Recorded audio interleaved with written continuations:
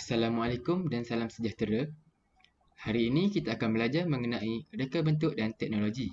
Tingkatan 1, 4.1.2. Di akhir pembelajaran ini, murid dapat mengenal pasti teknik lakaran piktorial. Lakaran piktorial memaparkan imej 3D, memudahkan mereka menggambarkan bentuk atau tafsir lukisan. Teknik lakaran piktorial terbahagi kepada 3, iaitu oblik, isometrik dan perspektif. Kaedah asas lakaran terbahagi kepada 2, iaitu kaedah garisan pendek dan kaedah garisan terus 2 titik. Untuk kaedah garisan pendek, yang pertama, tandakan titik pada dua-dua hujung garisan. Yang kedua, letak mata pensel pada satu hujung titik dan lakar garisan nipis atau garisan pendek. Yang ketiga, lakarkan satu garisan tebal dan hitam. Untuk kaedah garisan terus 2 titik, yang pertama, ikut langkah 2 dan 3 seperti garisan pendek. Yang kedua, lakarkan satu garisan nipis hingga titik satu lagi. Yang ketiga, hitamkan garisan tersebut dengan garisan panjang. Lakaran oblik terbahagi kepada 2, iaitu oblik cavalier dan oblik cabinet. Prinsip yang perlu ada, yang pertama, lakaran oblik bergantung jenis cavalier atau kabinet. Yang kedua, lakaran berpandu 3 paksi menegak, paksi menurut dan paksi mendatar. Yang ketiga, paksi surut cenderung kepada paksi mendatar dengan sudut 45 darjah. Yang keempat, paksi mendatar bersudut tepat dengan paksi menegak. Langkah melakar oblik. Yang pertama, bina paksi mendatar X dan pakai menegak Y. Yang kedua, lakarkan paksi surut Z bersudut 45 darjah.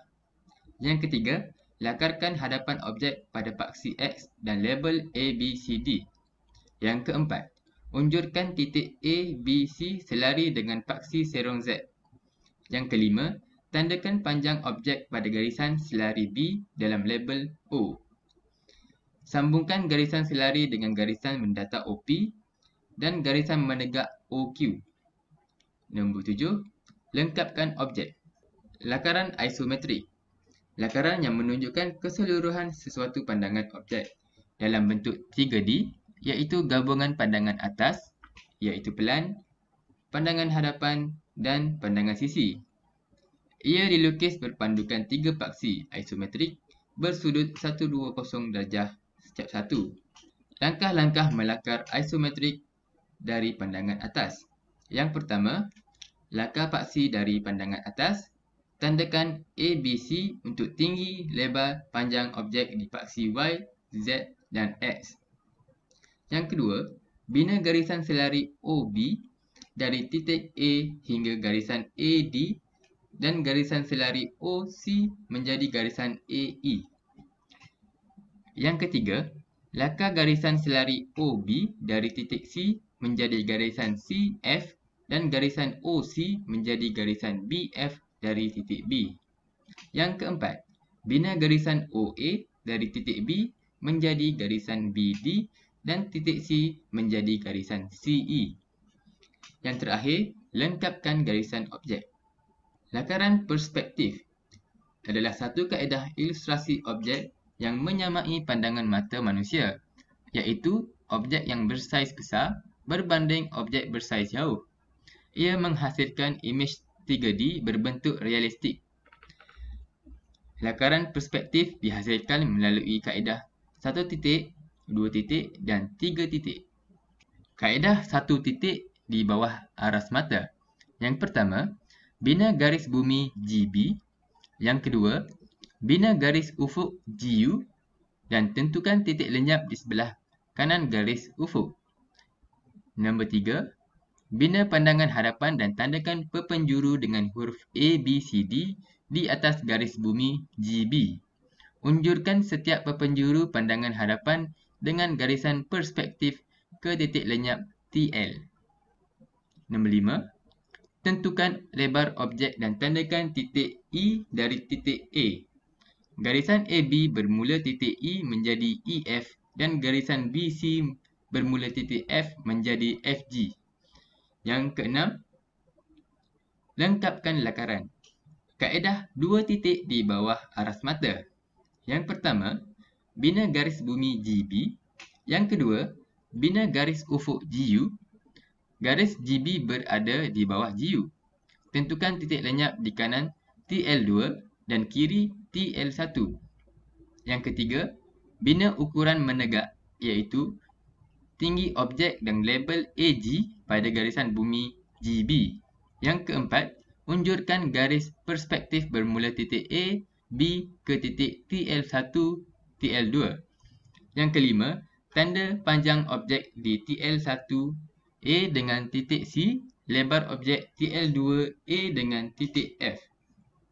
Yang keenam, unjurkan garisan dari titik D ke TL2, titik E ke TL1, titik G persilangan antara TL1E dan TL2D. Yang ketujuh, iaitu yang terakhir, lengkapkan garisan. Kaedah 3 titik di bawah aras mata. Yang pertama, bina garis GU. Lakarkan garisan menegak di tengah GU. Tanda TL1, TL2 di atas GU. Tanda TL3 di atas garisan menegak. Yang ketiga, bermula TL1, unjurkan garisan ke titik 1. Dari titik 1, unjurkan garisan ke titik TL2.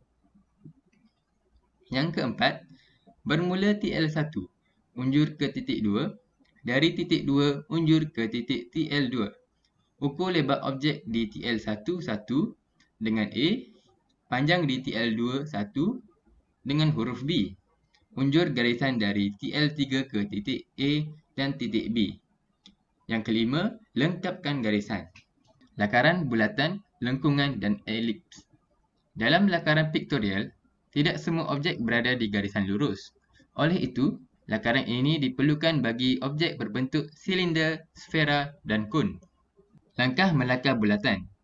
Yang pertama, lukis garis mendatar X dan menegak Y. Yang kedua, lakar beberapa garisan titik tengah, tanda jejari bulatan tiap garisan.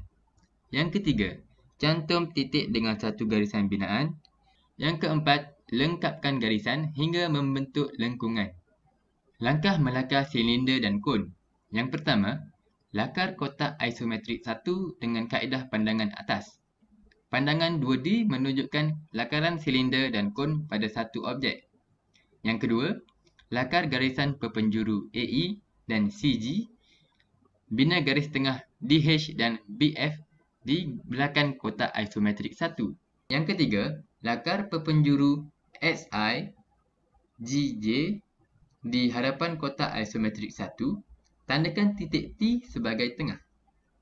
Yang keempat, lakar garisan elips pada garisan perpenjuru dan garis tengah bagi isometrik 1 dan 2. Yang kelima, lakarkan garisan bermula P1 hingga P3 menjadi P1, P3. Ulang langkah P2 hingga P4. Lakarkan garisan P3 ke P5 dan P4 ke P6 untuk membentuk kon. Yang keenam, iaitu yang terakhir, legapkan garisan objek silinder di kotak isometrik 1 dan kon di kotak 2.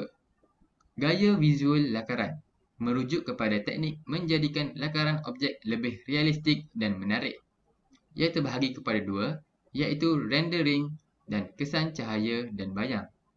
Rendering digunakan untuk memabatkan permukaan rata supaya kelihatan melengkung atau membonjol keluar.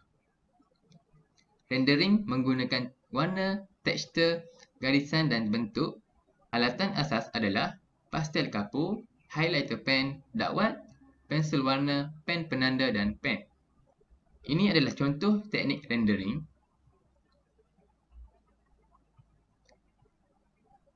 Yang kedua adalah kesan cahaya bayang.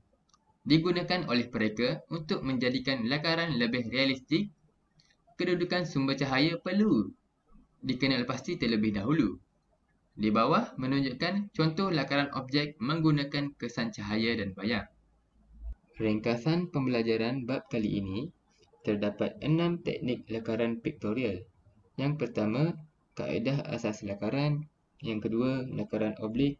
Yang ketiga, lakaran isometrik. Yang keempat, lakaran perspektif. Yang kelima, lakaran bulatan, lengkungan dan elips. Yang keenam, lakaran kon dan silinder.